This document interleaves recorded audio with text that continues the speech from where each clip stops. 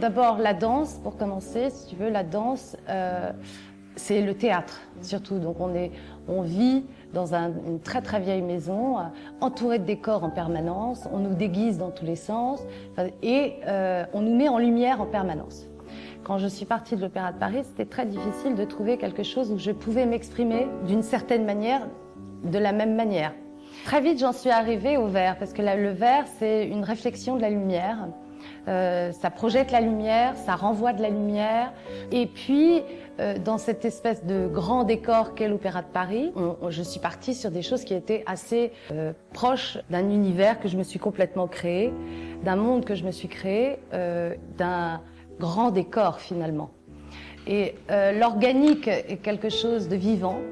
J'ai essayé de travailler une matière vivante, parce que le verre est une matière vivante, et de lui donner une vie différente, et de le mettre comme ça en scène, dans l'espace et dans le mouvement. C'est très important en fait, dans mes pièces, il y a toujours un mouvement, il y a toujours quelque chose de...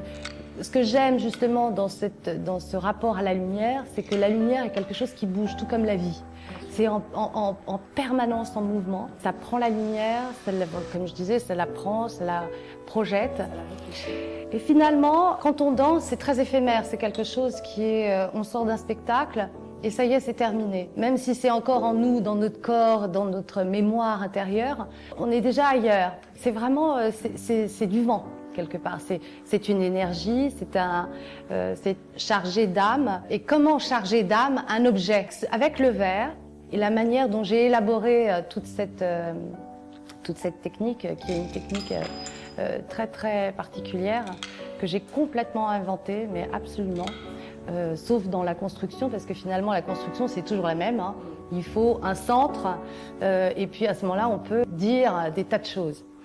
Donc j'ai toujours un centre, et puis je raconte des histoires différentes à chaque fois. Dingue des boules disco, et pour moi Paris est une fête. Et évidemment la boule disco en plus m'est venue d'une manière où je sais que vous créez beaucoup d'événements pour justement rassembler toutes ces personnes dont vous parlez dans vos livres. C'est parce que aussi vous créez ces événements, et je trouvais ça plutôt, je trouvais que ça rentrait, la boule disco rentre vraiment dans votre univers, vraiment. Et vous êt multifacette aussi, vous mettez la lumière sur des choses. Là, on va lui balancer de la lumière et elle va rescintiller et envoyer de la lumière un peu partout. Donc c'est vraiment, voilà, cette pièce-là m'est venue comme une évidence finalement.